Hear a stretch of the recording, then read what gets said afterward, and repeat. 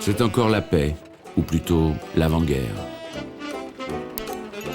Berchtesgaden, station de montagne près de Munich, au sud de l'Allemagne, dans les Alpes de Bavière. Le Berghof est à quelques kilomètres. C'est ainsi qu'Hitler l'a baptisé, le havre de la montagne. Le décor du film d'Eva Braun, c'est la terrasse où Hitler reçoit et parfois se repose. Il est le maître absolu de l'Allemagne depuis maintenant 4 ans. Eva Braun, à droite, en reflet dans la vitre, le film sans arrêt. Elle croit qu'un jour Hollywood se servira de ses plans pour une superproduction sur le Führer.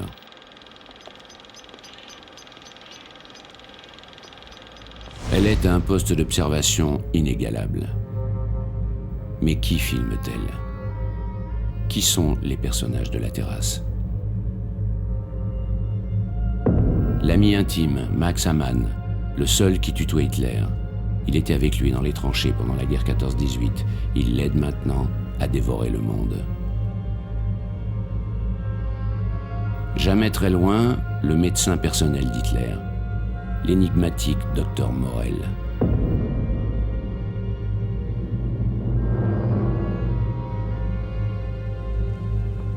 Le secrétaire particulier d'Hitler,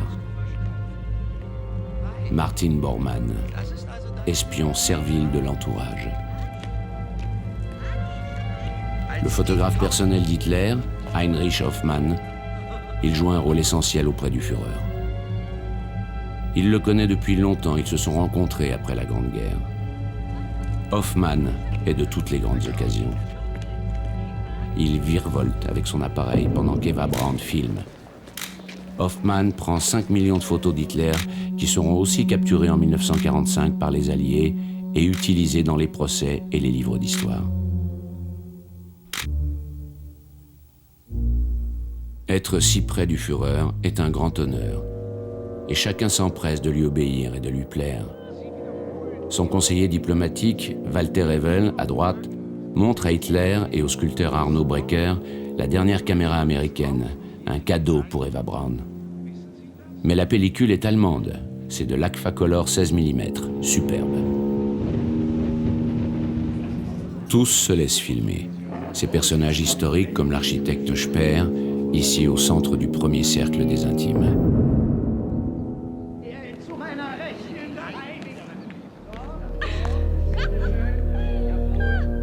Tous ont la consigne de ne jamais parler d'Eva Braun.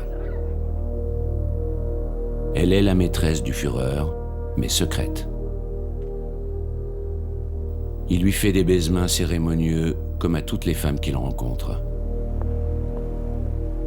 Personne ne doit en parler, le personnel doit rester discret, le public ne doit pas savoir.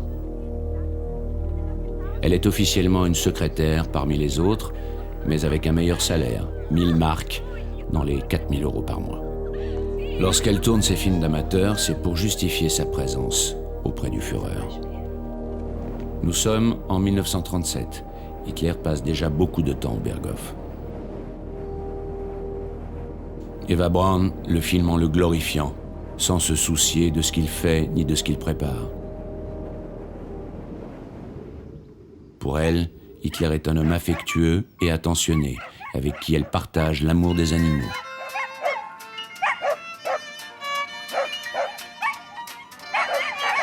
Hitler est lié par un sentiment très fort envers sa chienne, Blondie, berger alsacien. Il la tuera en 1945 pour tester l'efficacité de la capsule de cyanure avec laquelle il se suicidera.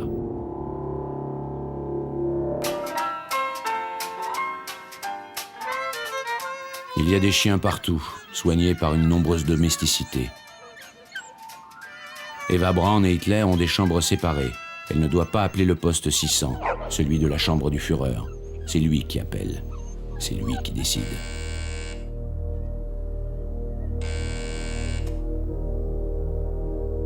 Car l'obsession de domination d'Hitler s'exerce d'abord sur les femmes. Eva Braun doit lui être soumise. Hitler a dit « Il n'y a rien de plus beau que former une jeune fille.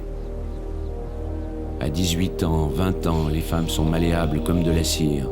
il est possible à un homme de la marquer de son sceau. La femme ne souhaite rien d'autre. Il ne veut pas l'épouser, il se proclame marié à l'Allemagne, à toutes les Allemandes, à toutes ces femmes qui s'évanouissent sur son passage. Elle crie « Heil Hitler !» dans l'extase intime ou en accouchant, indifférente au climat de haine qui se propage. Pour toutes les Allemandes, Hitler est célibataire. Mais y a-t-il eu des femmes dans sa vie avant Eva Braun? Elles ont toujours occupé une place secondaire, il s'est surtout servi d'elles pour son ambition politique. Les femmes vont l'introduire dans les milieux de la haute bourgeoisie, de la finance et de l'industrie. Dès 1923, il courtise Winifred, la belle-fille de Wagner, son musicien préféré. Winifred Wagner est influente, antisémite, admiratrice d'Hitler.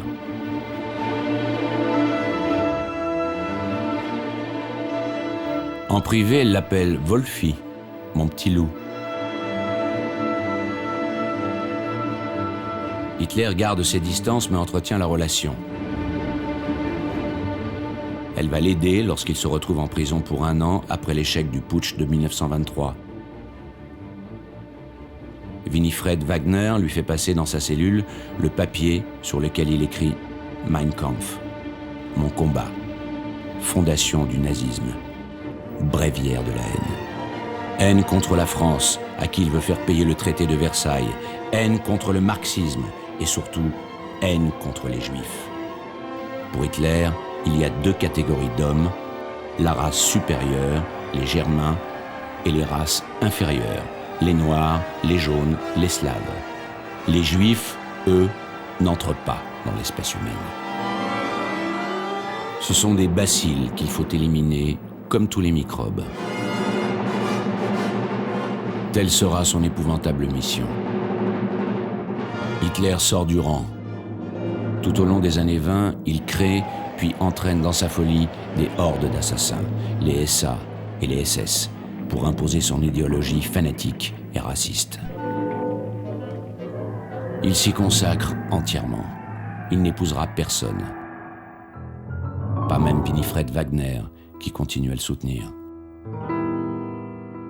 En 1929, en pleine lutte politique, Hitler vit à Munich et se détend avec sa nièce, Gélie, dont il est le tuteur.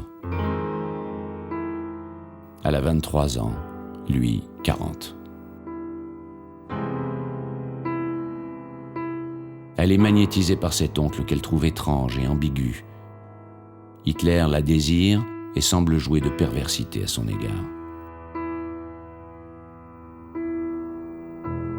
Mais sa soif de pouvoir est plus forte et le ramène à son objectif, la conquête de l'Allemagne. C'est là que le photographe Heinrich Hoffmann prend une place décisive dans sa vie. Il devient, en quelque sorte, son chargé de communication, une idée neuve en politique. Hoffmann est de tous les rassemblements nazis. Il développe le magnétisme d'Hitler sur fond de musique de Wagner.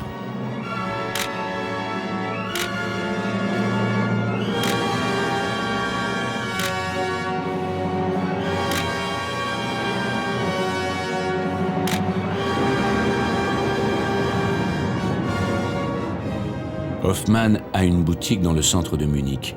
En 1929, il cherche une secrétaire et passe une annonce. Une jeune fille se présente, Eva Braun, 17 ans. Elle sort d'une école religieuse, elle n'a aucune idée sur rien, sauf devenir actrice et aller à Hollywood.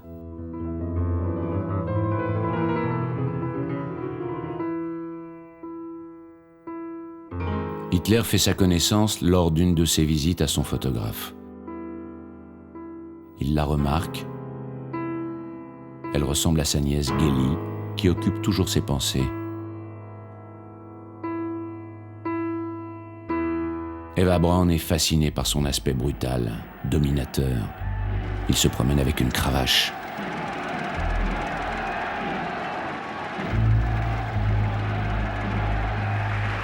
Il dit « La foule est femme et les masses aiment à être dominées comme des épouses ».